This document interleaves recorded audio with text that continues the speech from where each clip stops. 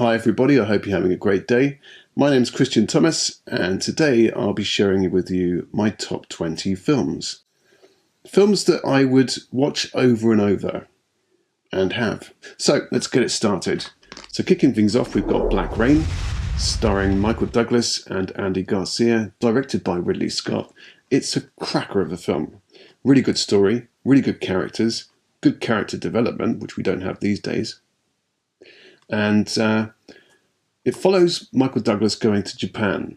He's a cop, doesn't play by the rules kind of cop, and then he befriends this Japanese cop who then kind of like is encouraged to break the rules a little bit. And yeah, I'm not going to give anything away. It gets very hectic. There are some funny moments in it, but it's a really good story. So at number 19, we've got Beverly Hills Cop, straight and fresh from the 80s. So it stars Eddie Murphy. He's a cop.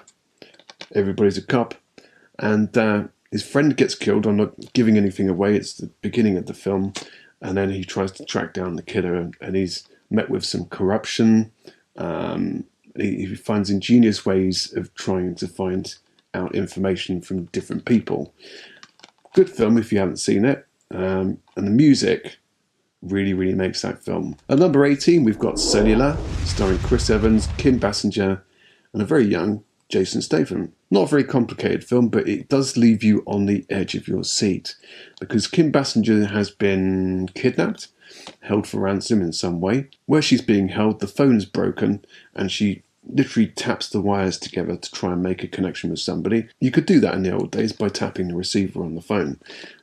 So she did that and got through to Chris Evans, who then has to try and find her husband, find her kid, and try and rescue her. A lot of fun, very much on the edge of your seat kind of thriller type film, and I could watch this over and over. It's really good. So in at number 17, we've got Speed, starring Keanu Reeves, Sandra Bullock, Dennis Hopper, and I can't remember the other guy's name who is in Dumb and Dumber, Jeff Daniels. I couldn't remember Jeff Daniels because he's not even billed on here at all, not even on the front. But he's a very underrated actor. So we've got Dennis Hopper, who wants to blow up buses because he has a grudge with the LAPD, and Keanu Reeves is there to save the day. But the twist of the story is he's got to get on a bus that's got to stay above 50, otherwise it blows up. So he manages to get on there, and I won't tell you the rest, but it's a very entertaining film with some very funny bits in it, and I could watch that over and over, much like the rest of these. Now, in at number 16, you may not have seen this film. It's not actually called Explosive. This is the only way I could get it on Blu-ray. It's a German import, and there's only 666 of these, and this is number 30 of that. So just there, it shows you how many have been made, and I've got number 30 of 666. This is actually called Blown Away. It stars Jeff Bridges and Tommy Lee Jones. Tommy Lee Jones plays a bomber who has a grudge against Jeff Bridges. The tension in this film can be felt through the cinematography. You can see things in slow motion, things close up, sparks and stuff when something's about to happen. There is a good build up there. And it gets to a point where things become unacceptable. And then Jeff Bridges has to go after him to bring things to an end. Good film, lots of action. Do recommend it. So in at number 15, we have a film that probably everybody knows, and if you don't know it, I don't know where you've been. See No Evil, Hear No Evil. Probably one of the funniest films I've ever seen. Probably two of the funniest men that have ever lived. So Richard Pryor is blind and Gene Wilder is deaf, but they've got to communicate with each other to try and solve a mystery because they've been framed for a murder. And you can only imagine the confusion that would hold between the two of them, let alone anybody outside what they're talking about. Really good film. A lot of belly laughs. It is probably one of the funniest films I've ever seen. In at number 14, we have Roadhouse. Roadhouse. You know, Family Guy. This is an ultimate cheese film. It really is. The acting, the story, but it's all about the action. It's completely about the action and nothing else. There is a story there, but it's just a very enjoyable film to watch. And as always, Patrick Swayze always played the best part. Patrick Swayze, you can't go wrong, can you? In at number 13, we have Kiss of Death, starring Nicolas Cage, Michael Rappaport, Samuel L. Jackson, David Caruso, Ving Rhames, and I'm sure there's someone I've forgotten there. But yeah, Helen Hunt, and it's literally a story-based film. A good thriller, very well played parts. I don't know if it's an underrated film, but if I hadn't watched it when I did, I probably wouldn't have seen it. Some really great characters in there, and it is a really good story. I do recommend this film. In at number 12, we have Freedom! Braveheart, Mel Gibson. And there's not really much I can say about this film. It's a masterpiece, directed by Mel Gibson, starring Mel Gibson. The story is fantastic. The cinematography is fantastic. The music just holds you in the actual film. So it follows the story of Mel Gibson's character, William Wallace, whose other half has been murdered, and he plans his vengeance on the people that killed her, and then becomes a national hero. Really, really good film. Whenever this is on, it doesn't matter where it is in the film, I will literally watch it until the end. In at number 11, we've got A Bronx Tale, starring Robert De Niro, Chaz Palminteri.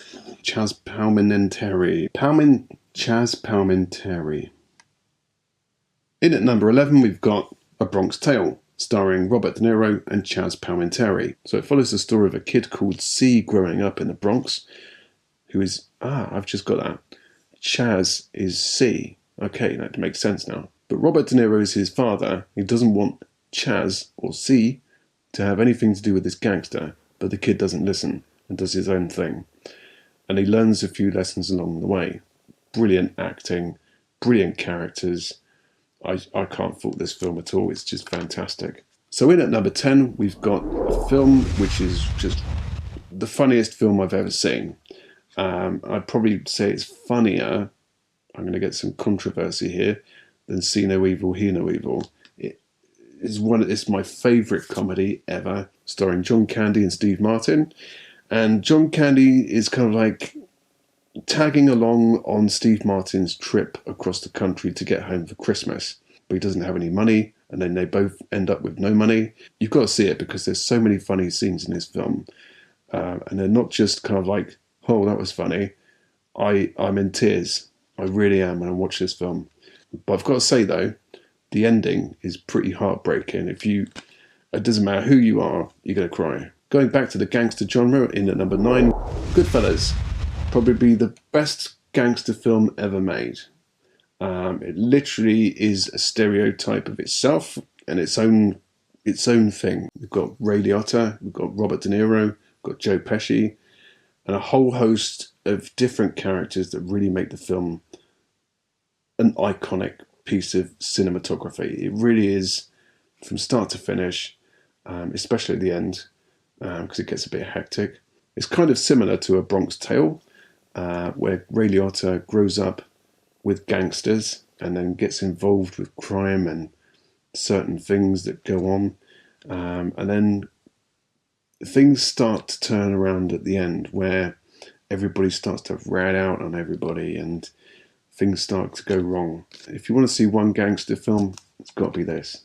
In at number 8, we've got Midnight Run, starring Charles Grodin and Robert De Niro. Robert De Niro is a bounty hunter, and he's had enough of that life, tracking down criminals and trying to make his way in the world and make money.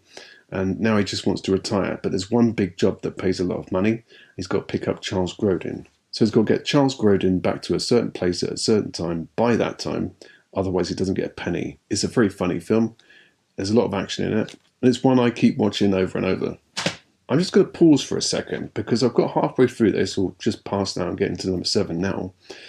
And I'm seeing, like, the best films are from the 80s and 90s here.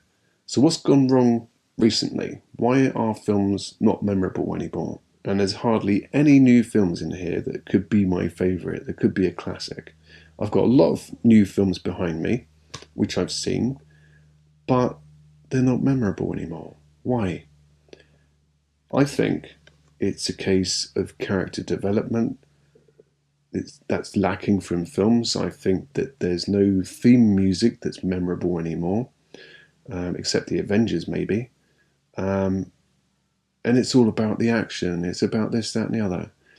I don't know where it's gone wrong. I really don't. In at number 7, we've got Aliens, and it's the sci-fi film that you should see. It's the only sci-fi film that you should see. It stars Sigourney Weaver and Michael Biehn, who is in Terminator, and it's directed by James Cameron, so you can't go wrong at all.